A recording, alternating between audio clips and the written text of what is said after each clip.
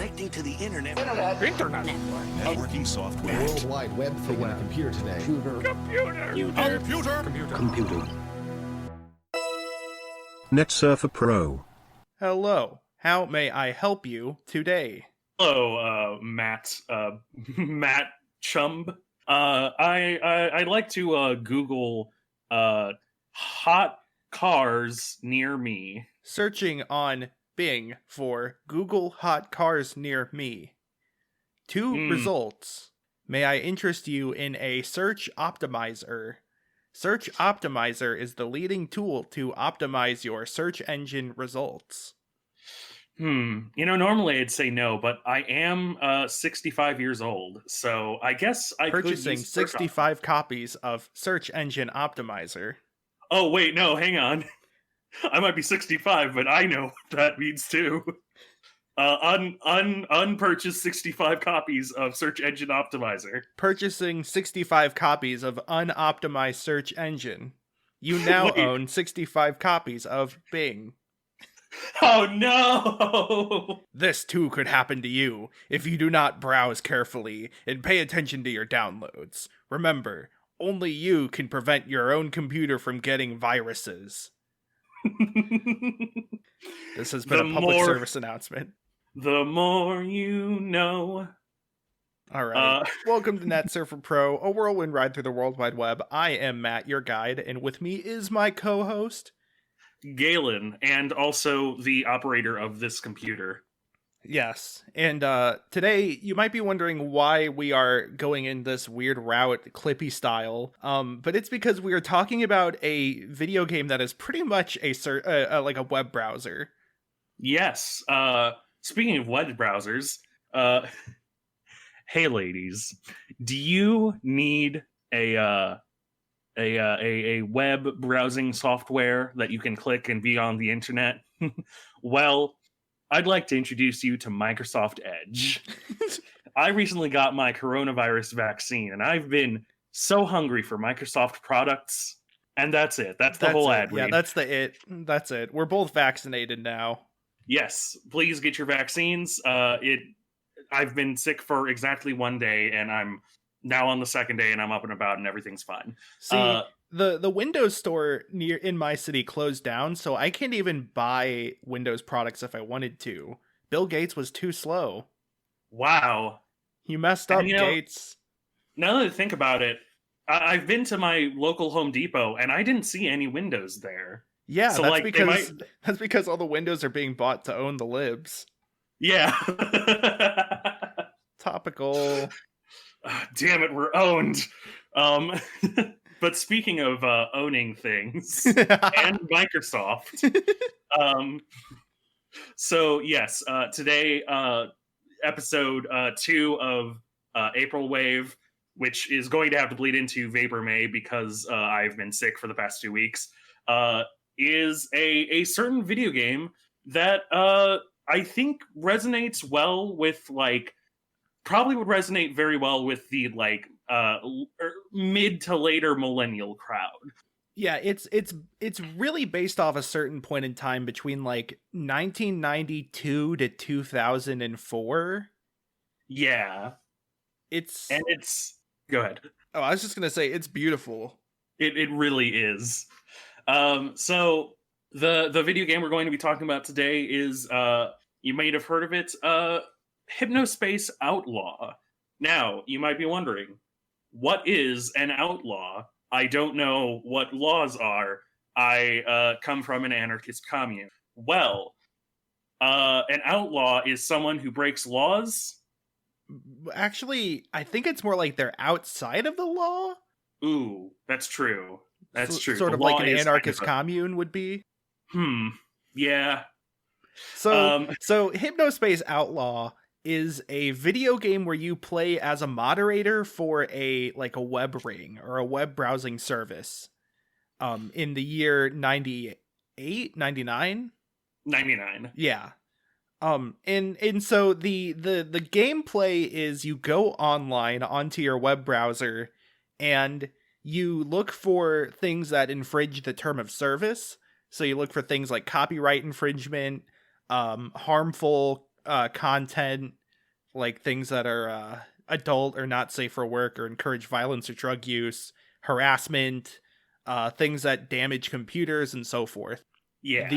The sort of framework is that you are doing this for a company called Merchant Soft, who has created the Hypnos, which is a headband you put on your head while you sleep that then lets you access the computer in your dreams. It's the computer of your dreams. Yeah. Yeah. The framework is very simple, basically. Once you get the immediate gist, it's, just you are moderator. This is an OS that you only do in your dreams. So everybody that you're talking to is, or not talking to, but everybody that you're moderating is like building these web pages in their dreams. And the game introduces you to this in a very great manner. The tutorial is like a little icon on your desktop, and when you click it, you get a very heavily compressed video explaining things, and it's wonderful because like the intro to the video is like a low polygonal 3D model in this compressed video that's in this fun little workspace that's like hello, welcome to HypnoS. I'll be your guide through your moderation. And then, you click next and it's like, to log on to the browser, click this. You can find your tools here. And then you click next and it's like, okay, we're going to explain tools. And then it hard cuts to like just a screen recording and like a bit of a volume warning here because I'm going to do the, if you can turn me down on the mixer real quick, Matt. Yeah. To log on to your tools, click the judge gavel in the top left. Here you will find your it's completely different person. If you can put me back up. Yeah. It's a completely different person in just the most monotone and blown out microphone possible. Yeah, it's very clearly like somebody with no budget recording it. Yeah. Yeah, so going backwards a bit, yeah, the what you first do when you open up a new save is you have a desktop with like a desktop background, and all of your main like tools you interact through the game with are just programs on that desktop. Yeah. So you have your HypnoS browser, which is the web browser that lets you view web pages. You have like moderation tools, including like a moderation queue. And then like your email inbox, but then you have like a downloads folder, a music player based off like Winamp with a bunch of different fun little skins. Yeah. Your settings bar, your settings for the game also is settings for the operating system. So things like changing your mouse cursor in game are available. Yeah. So it's just like it's a lot of these fun little just programs, things you would expect on a computer. And then so the meat of the game is once you kind of go through the tutorial videos, which are very much like employee training, you get your email, you learn about kind of what your job is. It's to be a moderator on an internet forum. Then it kind of just says like check out the website and we'll tell you what to do next. I want to mention the structure of this game because as far as like the challenge in the gameplay goes, a lot of it is about navigating the websites. It is a game where if you are familiar with how web browsers work, you'll probably have an easier time. The idea is that you have your main page, which is the home page, and then under that is a number of communities, and each community has its own web pages inside of it. And at the start, you can only access 3 communities. There's like the official Merchant Soft one. There is the cafe, which has just a bunch of general things. And then you have your first community for like the plot. And then the way it works is every of your first 5 or so moderation cases will unlock a new sort of community for you to explore. Yeah.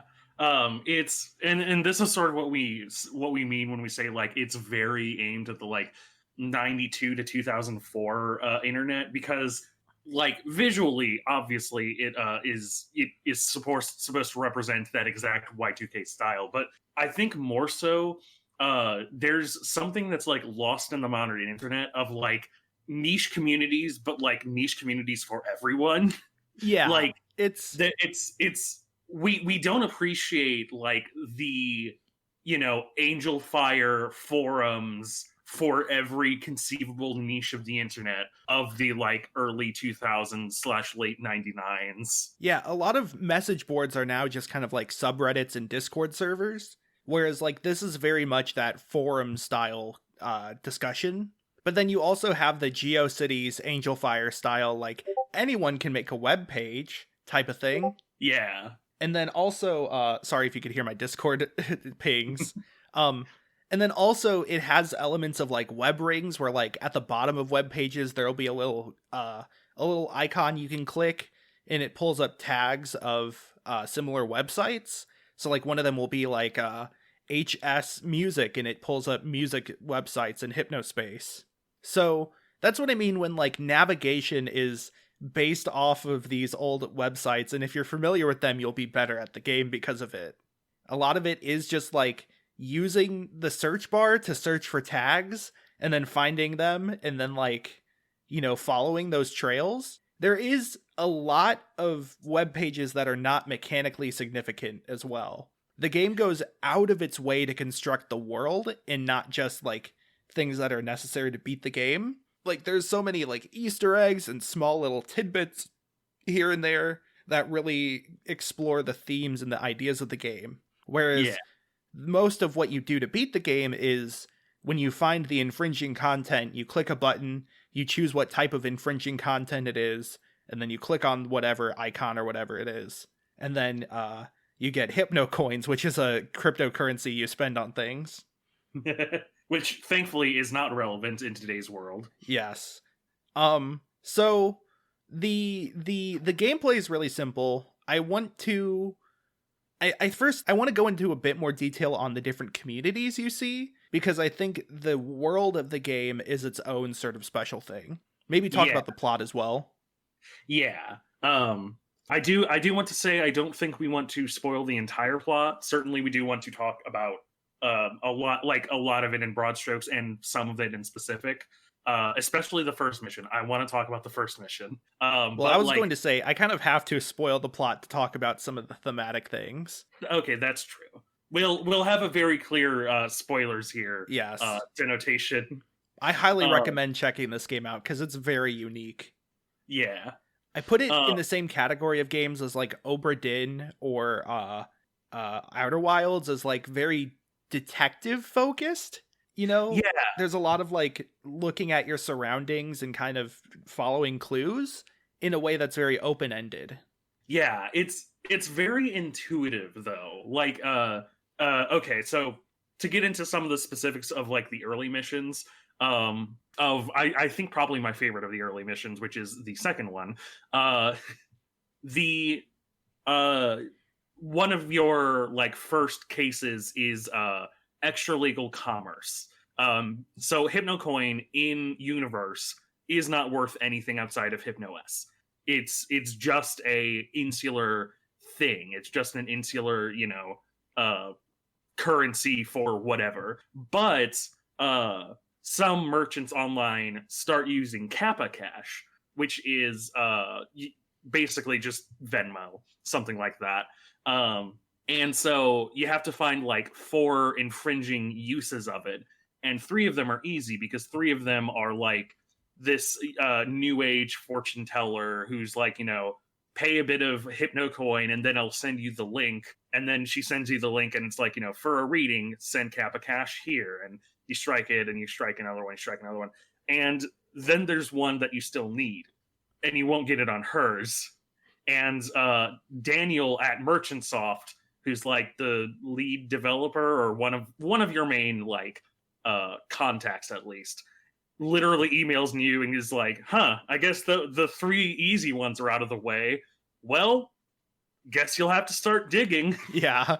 And it's like the first mission and I think the second mission as well are pretty easy to just like do a little bit of searching and sort of like have it all in roughly one page. But that's the first one that's like, well, I guess you'll have to think a little outside the bun. Yeah. And yeah, go ahead. I was going to say, it is kind of hinted. So David Merchant is one of the Merchant brothers. He's the one who emails you that. But then the like business consult, or like the one that's behind the actual business and like marketing and stuff for the company is Adrian Merchant. And Adrian then emails like, we've had some run-ins with Professor Helper, but nobody flagged them because we might be able to get them as a business partner. Yeah. And so that hints that maybe I should look at Professor Helper, which I encountered very early in the game, and I kind of knew it was fishy, and I also knew what it was parodying. I want to say, so much of this game is parodies or references to things that exist. In this case, you go to Professor Helper, which is like not Bonzi Buddy, like adware helper search guy. Yeah, there's a lot of that type of thing where like it's very clearly a proxy of like something from real life, just kind of adapted to be fake. Yeah. Another one I love is the pizza dance, which is like the hamster dance but with pizza. But yeah, like to not go too farther into the like spoilers more than I have, it does ramp up the difficulty of like what tools you'll need. So like the first case is a copyright infringement case on a cartoon character called Gooper Gumshoe, and it's like it's like going through this community of like boomers essentially. Yeah. And looking for the infringement. And like that one is one where you will find it just by clicking on web pages. The second one is a harassment case in Teentopia, which is a teens only zone. And then that one is like, you might need to do a little bit of extra digging, but not a whole lot. If you like search a few words, then you'll probably find it. And then there's the Kappa Cash one. And then it starts to get a little more tricky with like some very specific infringements that you kind of have to start digging for, have to start like really piecing together clues from multiple communities as well. Yeah. Because all the previous communities you visited still appear with you. Yeah, which also means that like the game hits a certain point where like the days will actually go forward. It's not like linear. It's more like you hit a checkpoint and then suddenly it's 2 weeks later sort of thing. So you will see the communities actually evolve as well. Yeah, you really see them live and breathe. This happens over the course of 99, leading up to 2000, which this game's like plot is heavily based around the Y2K scare. Yeah. Or the Y2K, whatever you want to call it. Event? Yeah, cultural anxiety. Mm-hmm. So for our younger viewers who, just in case you don't know, which is weird to say because even I'm 24 and I even know what this is, but the Y2K scare was a big like anxiety because computers from like the 70s to 99, it was thought that basically if they roll over into 2000, they would like reset to like the year 1900 and it would just sort of screw up everything because at that point, like everything was based on a lot of trade was based on computers even in 99 because of, if I remember correctly, like it's not like it was a baseless fear either. It was actually something that was programmed into computers. Right. It was that the way that computers used to track the date was not by the millennia, but it had like 91, 92, etc. But it didn't have enough space for the thousands place to go up. Yeah. So they didn't make computers with the future proofing of going into the year 2000. So the idea was that once it hit 1999, and then once it got to the next year, it would roll over to 000 instead of 2000.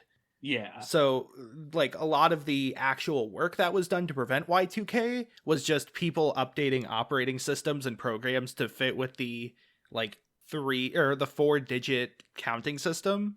And then a little further future proofing. Yeah. So yeah, it was based off a real thing, but people blew it out of proportion.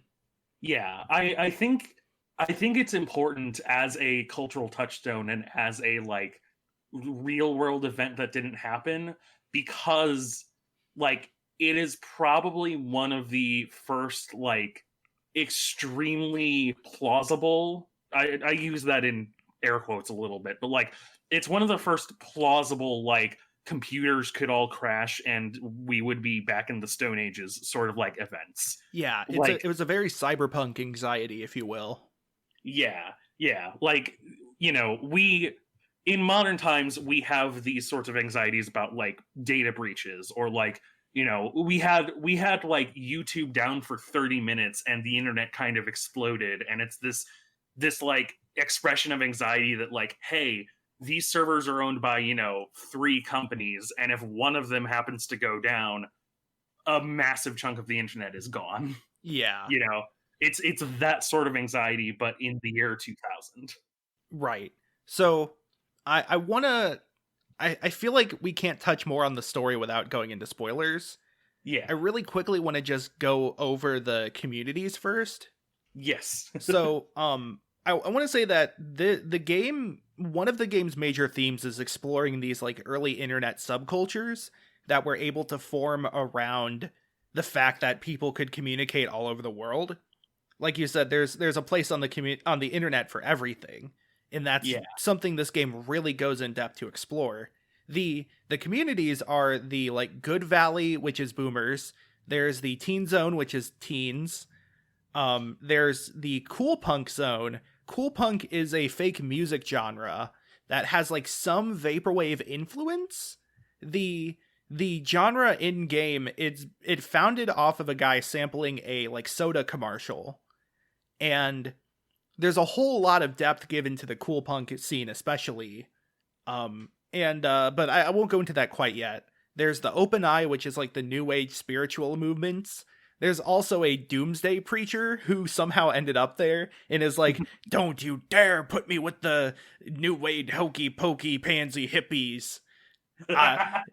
Find truth, find Jesus." It's great. They also show like a Doom clone made by the preacher, and it's beautiful. There is, and then there's Star Dream Station, which was they combined a lot of nerdy subcultures. Like there was one for gaming, one for comics, one for, I want to say horror, one for movies maybe. But the idea is that they combined all of them into one zone, and that happened before you start playing the game in terms of like the game's canon.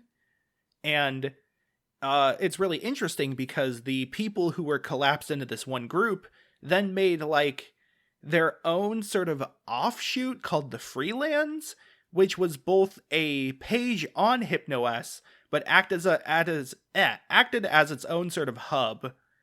The exact sort of logistics of it being a protest is really confusing to me, because in universe it's framed as like the people who were in those subcultures didn't like being grouped together, so they decided to group together, but still did so in like their own sort of secret corner that was still on HypnoS. So it's confusing, but those are the main sort of zones.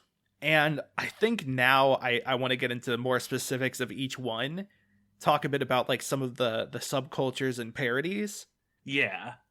So if this is at all piqued your interest, please like go out, go buy it, and come back. It's really only like I don't think it's even a 10-hour investment.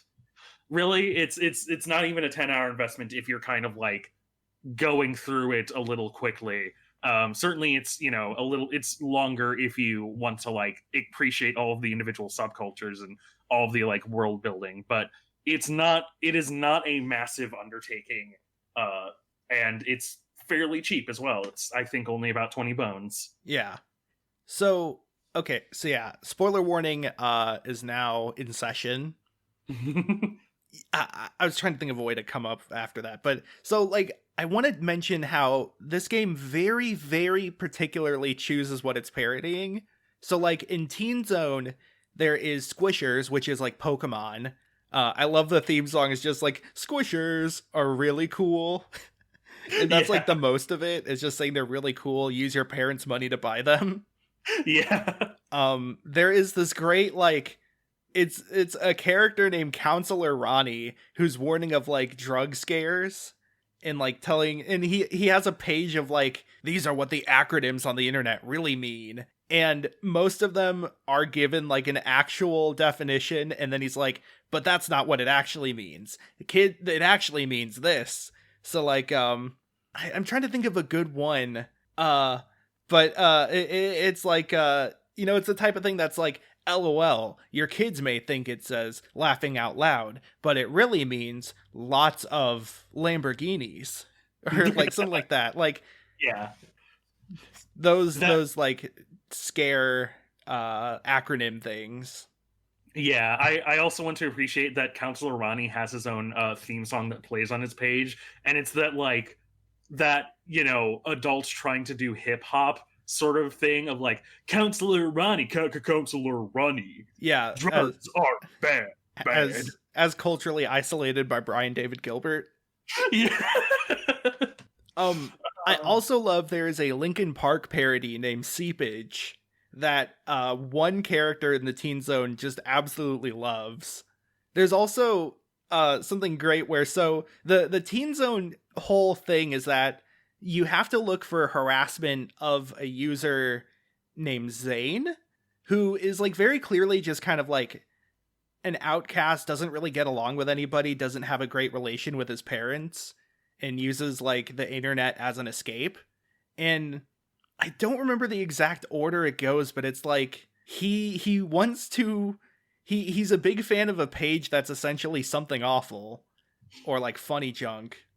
And so he starts like shitting on the other people in Teen Zone, and then one of them makes a page that's like Zane sucks. But my favorite part about this is Zane and this other kid who's making fun of him, they both make pages for their girlfriends, quote unquote, who are like, I love this guy. He is my boyfriend. We go out all the time. And my favorite thing was like, I didn't realize it at first, but before they officially said they were like fake pages, you could see the like IP address of who made each one. And I could see that they both made their own girlfriends' pages as just like a joke or like to look cooler than they are.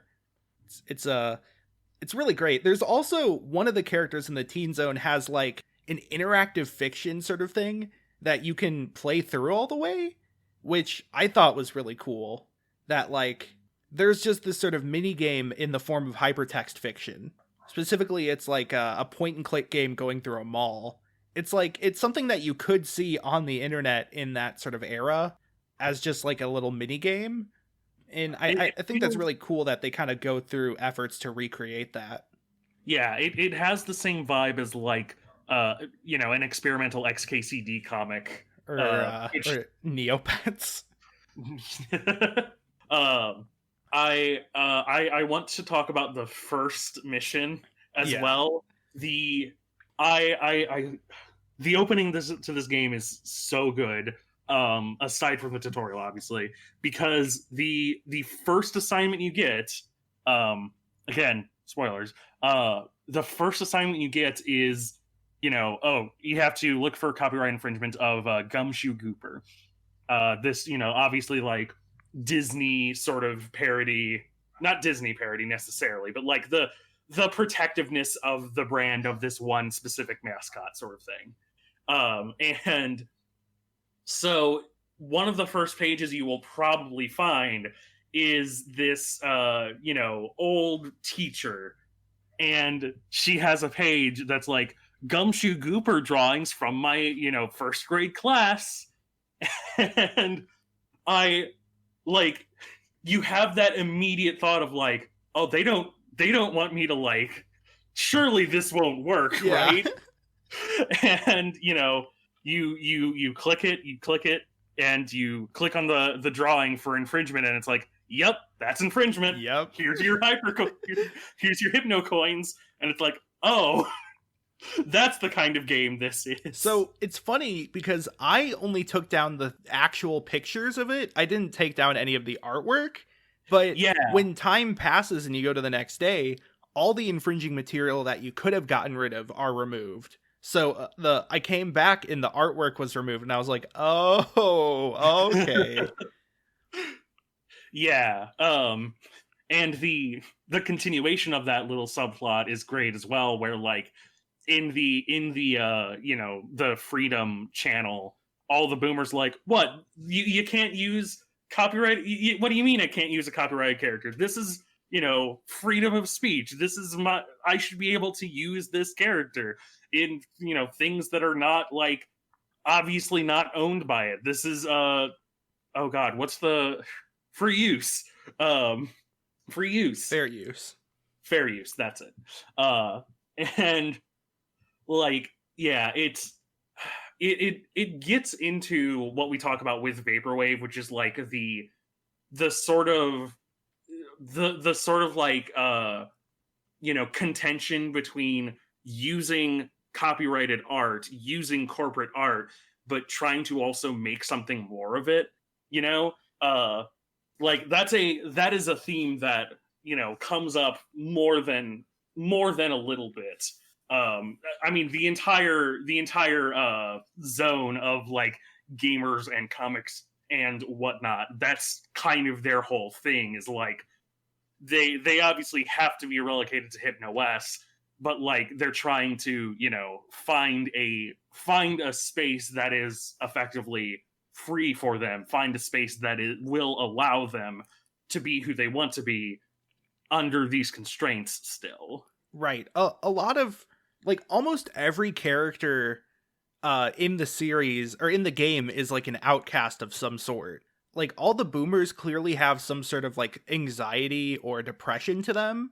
They have like a messages to loved ones page, and you can see that a lot of them have lost people. Yeah. The teens are all socially outcast in some way. A lot of the comics and other stuff like that are very clearly like nerds who have not had an easy time of sharing their interests with other people. I want to really deep dive into Cool Punk. Yeah. This is like the third one you do, and Cool Punk I think the fourth maybe. Anyways, it's one of the most interesting facets to me, because they created an entire history of a music genre, a whole music culture essentially, just for the game. So like, you go on a page and it has like the history of I think it's Haze is what they call it, and it's just like there's like 12 music genres listed on this page in like this history of what it is. And all of them have examples in the game of these different types of genres. But so Cool Punk was like a music genre started by one guy named Freezer, who nobody knows anything about, and it was like music sampling these soda commercials, which is very much like I said, it's very vaporwave in how it's sampling a commercial. But then it gets real popular for some reason, and to the point where the soda company, which was previously defunct, is then brought back. There is an artist called Chowderman who does a lot of the songs for the Hypnospace company, played by Hot Dad, YouTuber. Yes. And Chowderman does the like theme song for this, I think it's called Gray's Peak. And so what's really interesting to me is that if you you can listen to all the Cool Punk music people make, but like there's the original 2 songs, and then there is a record company called like Endosonic Records that also does the records for like Seepage, the Linkin Park band, and a bunch of other things. And it's run by like a very clear parody of like Brian Eno. But sorry, let me catch my breath. Yeah. But so they bring in somebody who they say is Freezer with 2 new singles, but the singles don't sound anything like the other previous songs made by that character. And they're like now sponsored by Gray's Peak. And so it's very clearly like an industry plant. Like the record company saw this subgenre and saw that nobody knew who the original creator was. And so they just found a guy to pretend to be him. And so they have like a whole Cool Punk concert, because now Cool Punk is huge. All these people are making Cool Punk. None of it sounds like the original, by the way. Even so much as one guy is just kind of singing to a piano tune. And they hold like a whole Cool Punk concert, which goes horribly, which is very funny, with like Fire Festival in retrospect. But then like the guy who they have as Freezer lip syncs, and everybody's like, Cool Punk sucks. I think Cool Punk sucks. And so like you have this whole arc of a subgenre based off irony getting too big, people losing the message, it getting to the corporation who then makes money off of it and then just dips. It's even like the guy that does, the kid that does the song to like the piano, that's not really Cool Punk at all. It's just about a snowman. He has like a blog post where he says his dad drove him 2 hours to get one of these Gray's Peaks bottles. So it's not even counter corporate anymore at the time that you are reading the blog posts in the website. Yeah. Yeah. It's an interesting arc in a game that is very that is very vaporwave, because it sort of shows the exact reverse of vaporwave, but like it shows it going forward and going backwards, where like it starts as, this taking, a corporate jingle and making a song out of it, and, the rising in the subculture, and it sort of like inexplicably gets a little bit big. And, it's that sort of, it is a very, interesting and beautiful little tidbit of culture, but then it shows the exact opposite, the Hollywood corporatization of comic book movies, if you will. Asterisk. I use that term in broadly. I haven't watched that many comic book movies, so I wouldn't know what's necessarily good and what's bad. Thor Ragnarok was pretty good, but it's that style of like, oh, the kids are into these, the kids are into these memes. Well, let's put memes on our Twitter page. And let's be fighty like the Wendy's Twitter, because Wendy's got big. And, it's that like obfuscation of the original intent that just sort of kills it. Not necessarily kills it, but like changes it into something that it never was meant to be. Yeah, so I want to touch on that because one of the biggest themes in the game is that everything in the game is slowly corrupted by corporate interests. Like everything. It's a story that is told again and again and again throughout the game. So I just have a list of examples I kind of want to go through. Yeah. So, Gooper Gumshoe case is entirely revolved around a corporation taking their rights way too far, even though it's like elementary schoolers doing fan art. There is the Esotonic Records, who does a whole lot of pain to the music scene. Like their freezer isn't the real freezer, and they instead exist to sell soda and cash in on a trend. They hold the rights to a band called Clifta, which was like, I really like the music for Clifta in the game. It's like this jazzy sort of style. But the artist of Clifta doesn't even have his own rights to music anymore, so he just does like auto body repair. There's a band called Barnaby's that changes their sound because one person in the band didn't agree with switching their sound. And they label themselves as one music genre that again doesn't sound like the previous versions. The Gray's Peak soda company latches on to Cool Punk as marketing. Dr. Pizza is a pizza company that latches on to the Pizza Dance for marketing, despite the Pizza Dance being hinted to have existed before the brand was attached to it. There is the merge of all those geek societies into one community was admittedly done because Adrian Merchant was worried that they were getting the public appearance of being just for nerds. So they wanted to consolidate all that to make it look like it was less big. Yeah. There is a comic called like Taurus in Mielte that was created by an artist of color, but their design and intentions were bastardized by a company wanting to make toys and cartoons. And so Virgil, the artist, was kicked off the project eventually without the rights to his work. There is a hot dog company called Boppo's, and it's pretty implied that the owner does not like being bought by a huge corporation. There is something called Trennis, which is not tennis. There's a conspiracy that's like my grandpa invented tennis and Trennis is a parody of it, but it's hard to tell whether or not that's actually real in the game's canon, considering all the other corporate bastardization. And then the most important one revolves around Merchant Soft itself. Yes. So this is huge spoilers for the end game. So early on, there is something called Beef Brain that you see a lot. And it's like this image of a brain that's all messed up, like an MRI. And it's like, this could be you if you use Hypnospace. And then it's like, put Beef Brain shield on your page to protect from Beef Brain. And this is revealed to be a ploy by a hacking group called Minx, of which Dylan Merchant is a part of. And so it's like you kind of see through the logs of like the hacking group and some of the corporate emails that the Beef Brain ploy cost them a lot of money in PR, but they also found in a study that the HypnoS band actually like did not give you good sleep. You essentially weren't sleeping while using it. And so instead of like announcing this, they hid those results because it would have affected their bottom line, and instead just pretended like everything was fine. So going to the Y2K, as in literally the new year, you are sent to investigate a hack that is done on the Teen Zone, done by what was it? It's a character. Oh, Timogeddon, that's right. A kid named Timogeddon who's like a hacker, but he's like a hacker kid, like 12 years old or something.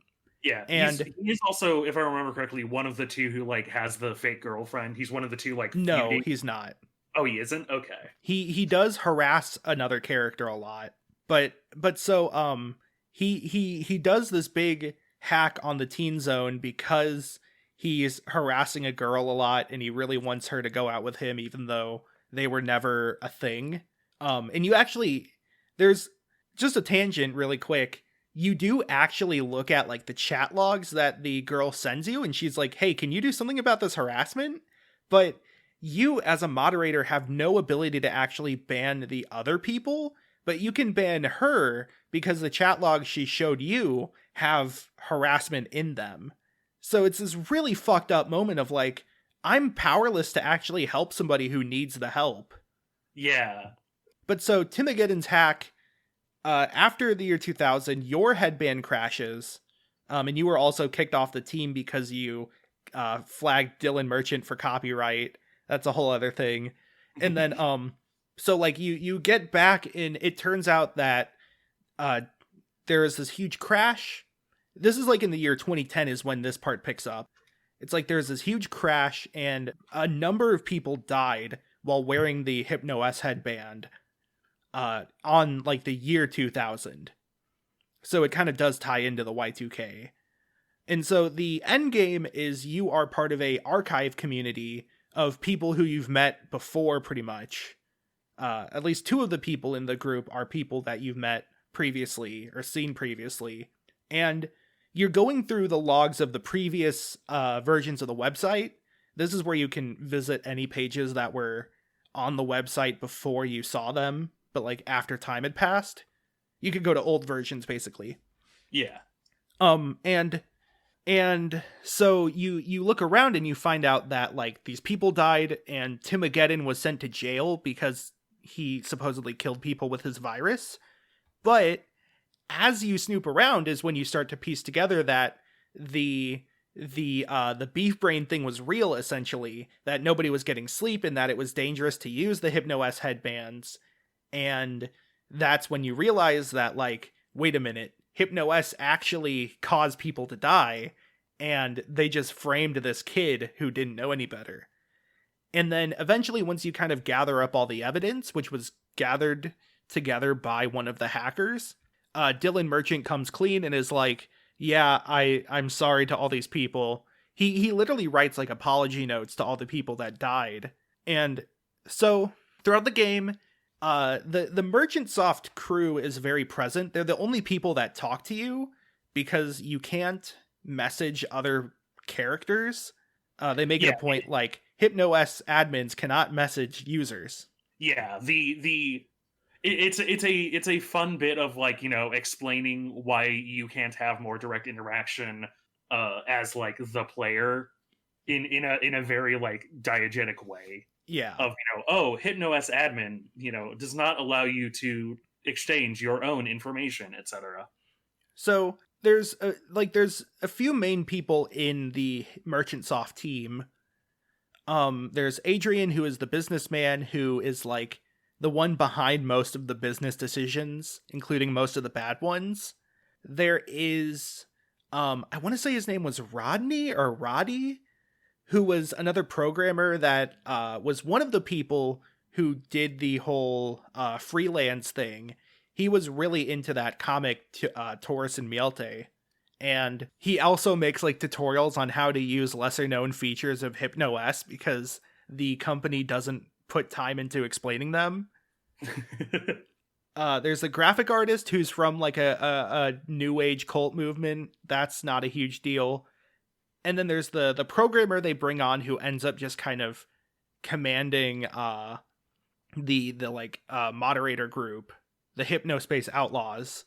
And so Dylan Merchant is really interesting because he says multiple times that he's sold out as a joke, but like when you look on his like homepage, his webpage for himself, you see that like he was instrumental in porting music files to HypnoS, or like he's made music file sound systems or whatever. He was instrumental in these like file sharing websites for music. He wants to make video games. And so like the reason why you strike him for copyright is because he implements a file sharing system into HypnoS and everybody ends up using it.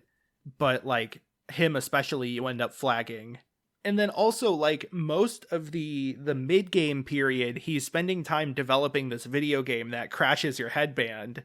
And it's, like, it's alright as a video game. It's not really anything special by itself. But in-universe, it's the first video game to be made for the headbands, which is sort of like this big pivotal moment.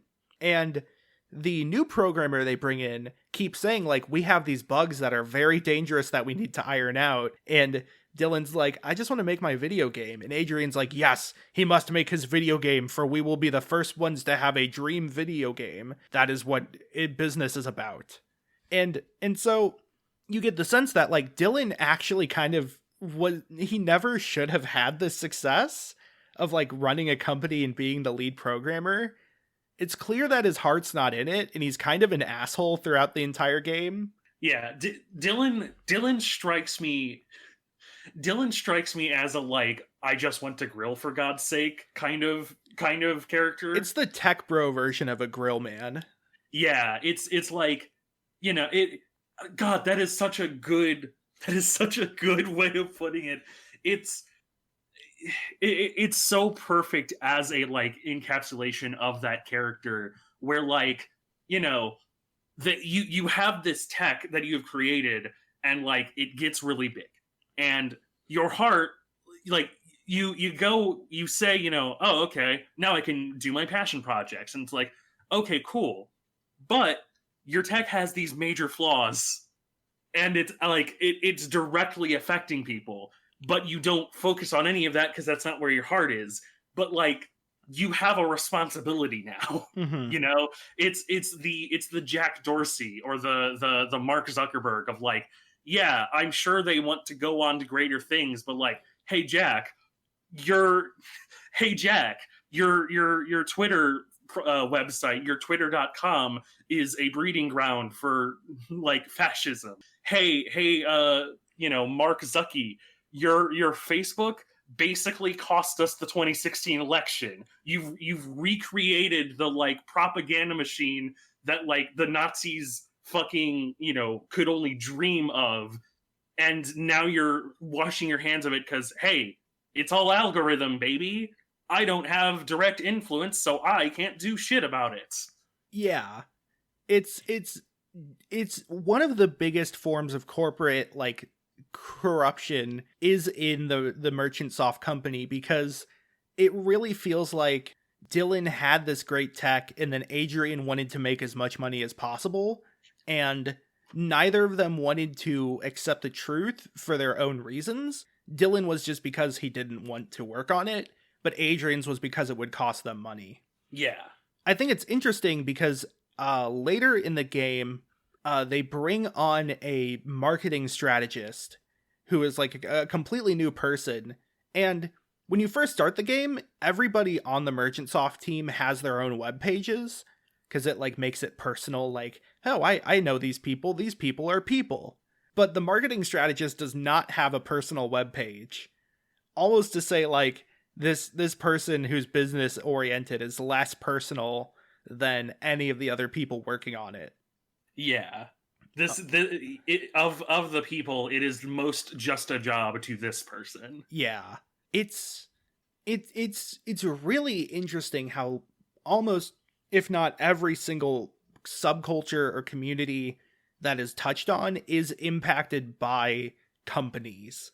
I think that's like the biggest thing I want to take away. Yeah. Yeah. It's so good in this framework as well, because like, I mean, certainly it's easier to make a message like that in retrospect, but like that is exactly what happened. Basically, you know, it's the internet became that. The internet was this. It wasn't necessarily, you know, such a direct, you know, put on a headband that doesn't get you any sleep and die, but like the internet became this of like, you know, we have this wonderful meeting place for all kinds of weird niche communities where you can just sort of be yourself. But, you know, one person goes, oh, I know, I'll make a site that'll, you know, have all those little forums in it. And it's called reddit.com.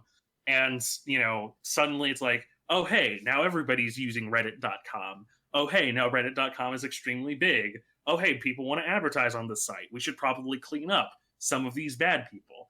And, you know, while we're at it, we should probably also clean up some of these like unsightly, you know, non-advertiser friendly people that are like just not actually people that should be banned, you know? Basically, you're saying that internet sex workers deserve rights. Yes.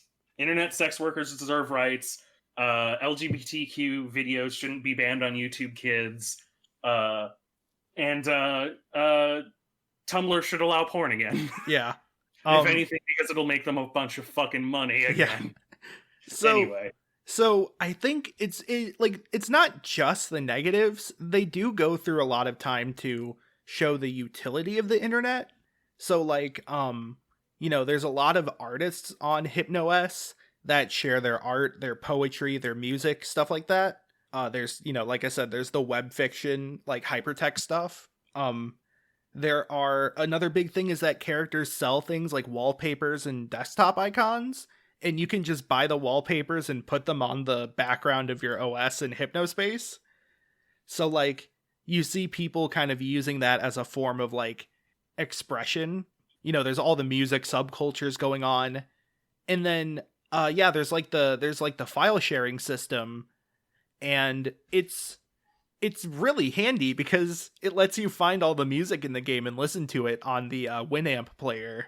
But like, it's very handy in that regard. So like the player themselves feels the utility of it. Also, there is a big, something we didn't even mention is that they had something called like Net Settler, which is very clearly like Netscape or GeoCities. Or perhaps even, you know, Net Surfer. Oh yeah. Of course. You know, Hypnospace, Merchantsoft's lawyers will be hearing from us. Yeah.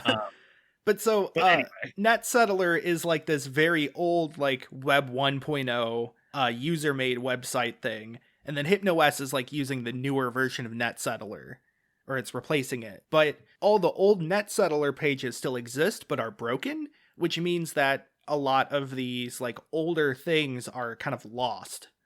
Except for the fact that you can use the pro version of HypnoCure, which is their antivirus, which actually you can get viruses in the game that you have to use HypnoCure to get rid of, by the way. Yeah, that's the the first instance of that, like, forcing you to do it, of the web professor, is so good to key you in, of like, hey, if you want to have a little fun, you can just download viruses. Yeah.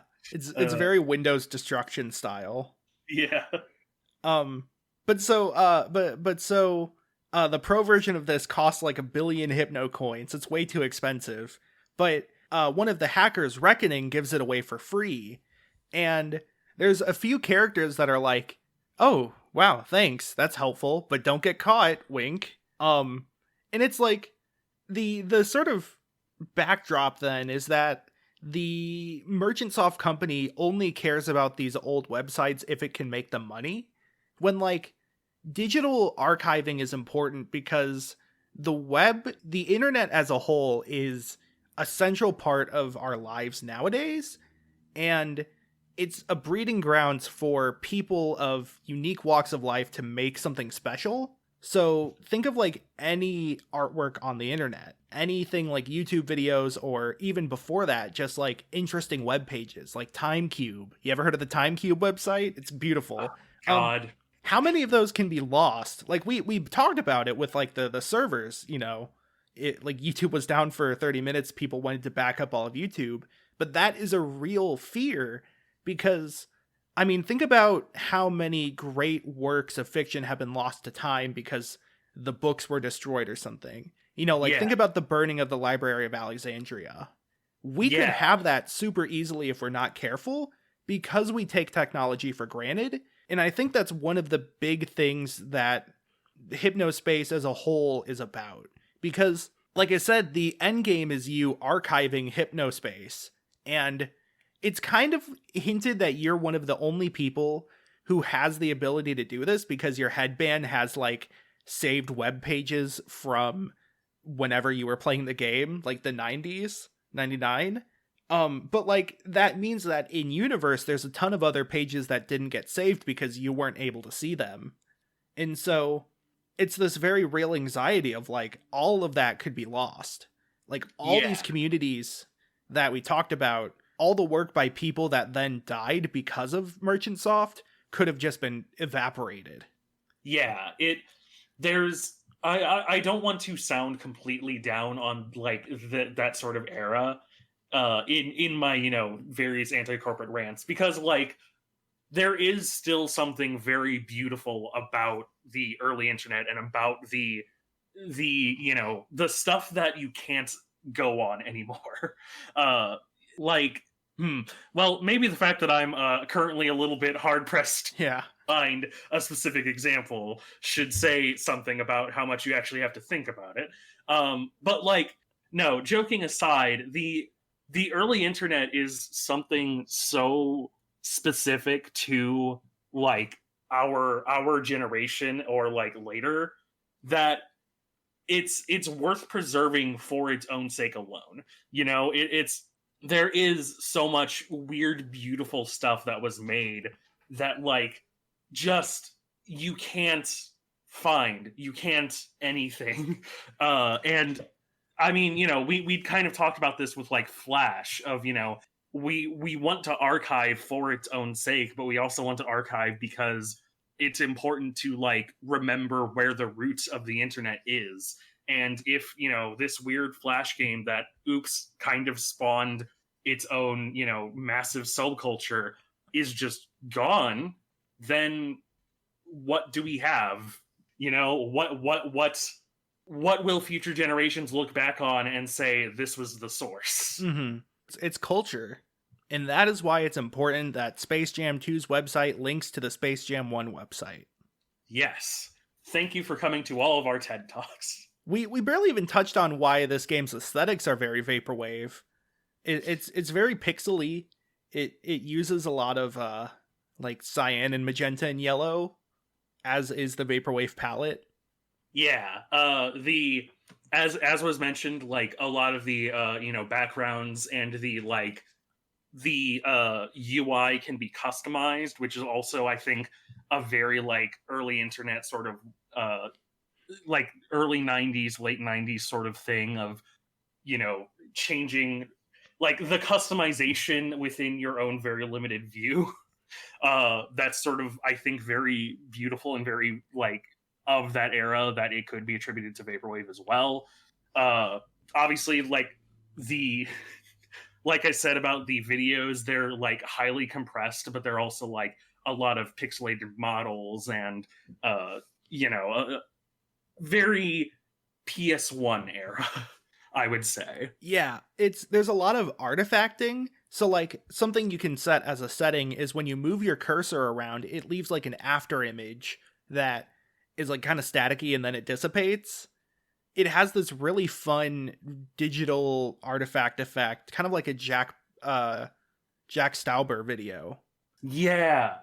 God, yes. Which that's a topic for another day for sure. But yeah, it mimics the technical impurities. God, that's okay. That's its own little topic as well. Technical impurities. Technical impurities are like actually really significant to like archive as well. Like that is it's okay. This is such a weird niche thing. So like as a random example, one of the challenges in archiving like old ZX Spectrum games, or like those really really old early consoles, is that when you just have a flat screen that we have now, you don't actually get the picture because they were made with those impurities in mind. So like when you see a really dumb pixel art of like a really flatly shaded skeleton, you're not seeing what the developers intended. Right. You're not seeing. Yeah. They were made for like the CRT scan lines. Yeah. And so like that, like digital impurities and that sort of like style is so equally important when we're talking about things like when we are talking about archiving these things. And it's like it's such a niche thing that you don't immediately think about, but it's so important and integral to the experience. That's why like I love the fact that all of the web pages take like not forever to load, but like in based on like our perception take quote unquote forever to load, because it's that dial-up internet era. You can also shake your mouse cursor to make them load faster. I didn't know that. Yeah, it's so good. Oh my god. All right, welcome to my Hypnospace Outlaw speed run. So I'm just gonna be fucking putting my mouse all over the screen the entire time. Yeah, it's great. Oh man. Yeah, the H-Bomber Guy's like VHS video is basically like a good thing to look into about like the impurities and why that's important in archiving if you want a deeper dive into it. But yeah, now I do want to say I have one criticism, and it's not even a criticism. It's reason why I personally didn't enjoy the game as much as I would have. So I have ADHD. I do not have a doctor like having told me that. I'm not on any medication for it, but like I have a lot of friends who have it, and like I have done enough research into it that I am currently seeking a psychiatrist to talk to get medication for it. Like that's how serious I am when I say I have ADHD. And this game, I love it, but it is also slowly scrolling through an entire web page of text if you want to get like the full Easter eggs, the full context, the full story. It is doing that for multiple hours. And there are times when I'm like super down to do that. I'm like, hell yes, I am going to read Homestuck. Hell yes. But like I have to be in such a specific mood to like want to sit down and read everything a game has to offer, because I like to do that. I really like to like go into every little corner and see what the developers have put in there. And I just could not. For like about halfway through this game, I kind of was like, okay, I have to like look up a long play or something because I cannot finish this. And I say that that's not a problem with the game. It's a problem with me because like that, like, it's like if I went to a museum with paintings and was like, why aren't any of these moving? I want them to be fully voice acted and moving as pictures. You know, You want the Wizard Museum. Sorry, this is the Muggle Museum. Over here is the one with all the moving pictures. Don't mind my transatlantic accent. I'm a historical actor. Some say I look like Humphrey Bogart. Bogarts are a Harry Potter thing. Okay. Yeah, it's basically it's not a thing that is a criticism of the game. It is if this is like a problem you have, if you have a problem like sitting still and looking at your screen as basically the game itself, you might want to keep that in mind. For me, I like hyper focused on this game. Like I shut off all other music from my computer or all other sounds. I just got right into it and got like super immersed in it. It's really like, I will say, I think if you're not ready to look through a bunch of websites to sort of get the full picture, it might be less fulfilling, I'll say. Like a lot of the subtext and like the real like themes and stuff going on are more like represented with sort of side web pages that don't contribute to the main storyline.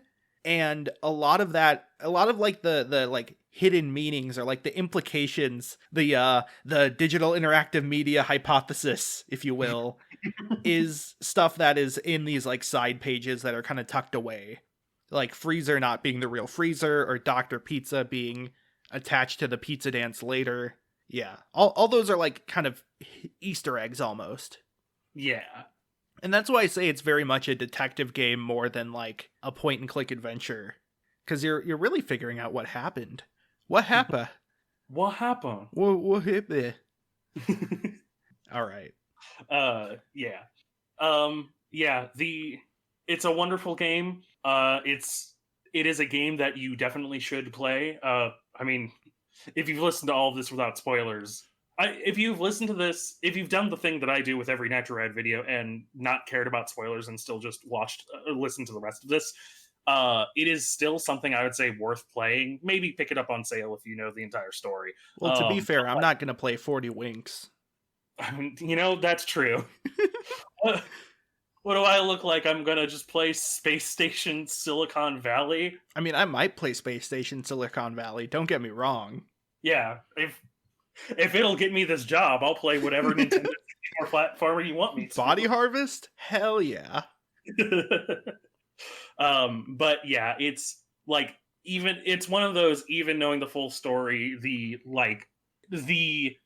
everything around it is also what makes it worth playing. We didn't even... The aesthetic, the, fun little viruses you can get, the, just reading a lot of the pages. I mean, God, Counselor Ronnie is like such a wonderful little side guy. We didn't even go into the rise and fall of Chowder Man. The literal fall. Oh man. Yeah. So, I don't have a whole lot else to say if you do. My one tip is if you see somebody asking for donations for a submarine, you want to pay the donation. That's it. Got it. All right. With that, I think that does it for our episode.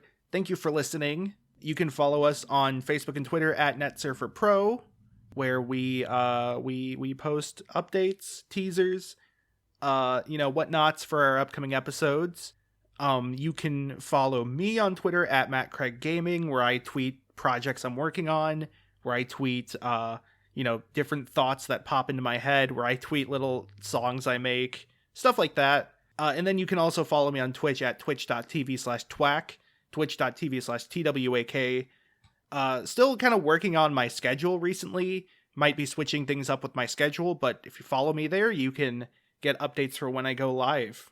Yeah, if you're interested in the new Binding of Isaac, then follow Twack, especially because I believe that Twack has become a dedicated Binding of Isaac streamer. Yes, I've been playing it nonstop this week. They call me Southern Panther. You can find me on Twitter at Galen Wilson. That's GALENWILS0N. I post my hot takes every day. I'm trying to kind of cut down on that because doom scrolling isn't really good for your mental health. You can find me on Twitch at Machine Gun Vampire. I may have something that I'm actually doing on Twitch. It'll involve Scribblenauts if you might want to just give me a little follow. Might just pop into your feed sometime. And you can find me on YouTube. You can find me on YouTube at The Only Galen on YouTube. I don't know. I might have something up at some point. The only doom scrolling I care about is the one that goes I want a Twitter thread that's like the I'm playing Mario and I need help Twitter, except it's just like one frame at a time, like Doom. Yeah. So you can go from the top all the way to the bottom and you just Doom watch scroll. Doom. It's like a Captain Underpants bit. It really is. All right. See you later. See ya.